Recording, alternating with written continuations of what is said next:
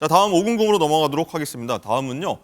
윷놀이를 하다가 벌어진 일인데요. 장가희 기자, 이 사건 설명 좀 해주세요. 네, 돈을 걸고 윷놀이를 하다가 이웃의 몸에 불을 질러서 살해한 60대 남성 징역 35년을 선고를 받았습니다. 네. 이 남성 A씨는요, 지난해 11월 전라남도 고흥군 한 마을 컨테이너에서 B씨의 몸에 휘발유를 들이붓고 라이터를 켜서 살해한 혐의를 받고 있습니다. 네, 이 A씨는 윷놀이를 하다가 B씨가 돈을 딴 후 자리를 떠나려 하자 화가 나서 이 같은 범행을 저질렀던 것으로 조사가 됐는데요. 이 B씨는 심각한 화상을 입고 병원으로 옮겨졌지만 4개월 만에 사망했습니다. 아유, 안타까운 상황입니다.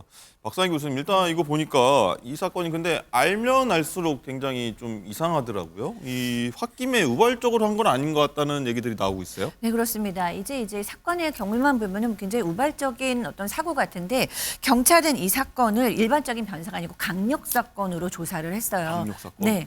왜냐하면 보니까 이 가해자인 A 씨가 그런 큰 사건이 일어났는데도 119에 신고를 하거나 경찰에 신고하지 않고 B 씨를 본인이 직접 차를 몰고 병원으로 데려간 거예요. 본인이 그렇게 불을 붙여놓고.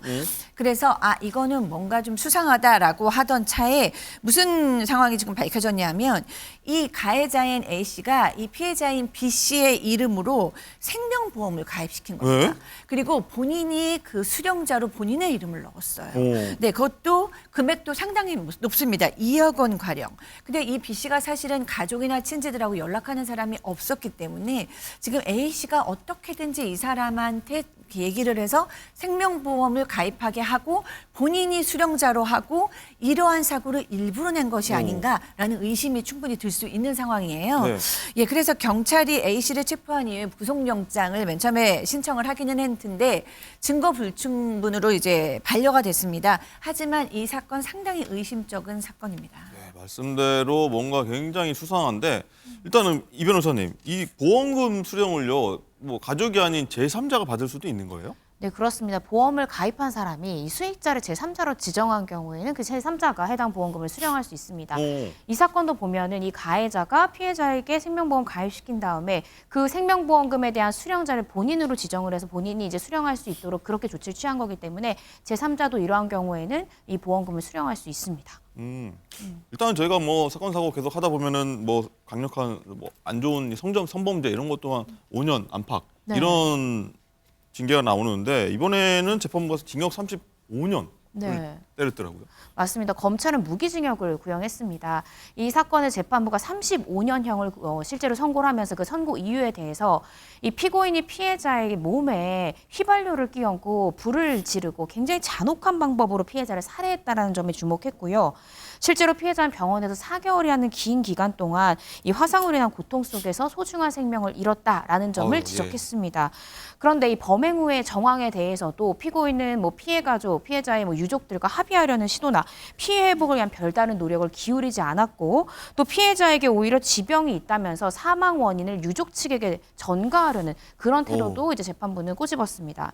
특히나 또 이게 보험금 수령 부분에 대해서도 보험금 편취의 부분도 비난 가능성이 높다고 봤고요. 나아가서 피고인의 본건 범행 누범 기간 중에 벌어졌다라는 점 등을 모두 종합해서 피고인에 대해서 징역 35년형을 선고했습니다. 네. 그리고 이 교수님, 뭐 윷놀이도 하다가 이게 무슨 일입니까 사실 윷놀이는 윷놀이여야 되는데 어쨌든요.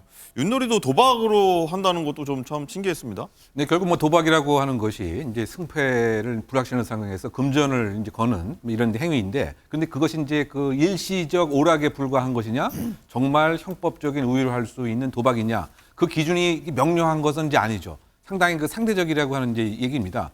즉 그 경제적으로 이제 돈이 많은 사람이 도박하는 경우와 그렇지 않은 경우에 판돈의 액수도 또 달라지기 때문에, 근데 그 지방 농촌 같은 경우 노인층에서 하는 그런 이른바 도박의 형태가 외관상 보이지만 판돈을 보게 되면 뭐 5천 원, 10,000원이고 또 이것이 단순히 그 놀기 위한 함께 친목 도모를 한 것에 불과하다, 이렇게 또 주장을 하게 되면 도박죄를 의율하는 것도 그 한계가 있게 되고요. 예. 그래서 일시적 오락이냐 도박이냐의 그 명료한 기준은 상당히 그 상대적이다, 뭐 이런 생각이 드는데, 어쨌든 이러한 윷놀이 또는 뭐 화투놀이 등을 통해서 노인층에서 갈등이 끔찍한 일로 진전되는 경우도 과거에도 왕왕 있긴 있었죠. 그 대표적으로 그 사이다 농약 사건이라고 기억을 하시는가 모르겠지만 서로 뭐 친목이 있음에도 그 이런 화투 윷놀이에서 무엇인가 감정적인 앙금이 생기게 되면 이것에 대해서 일정한 또 복수와 응징을 하려고 하는 예. 뭐 이런 식으로 또 진화되기도 하기 때문에 정말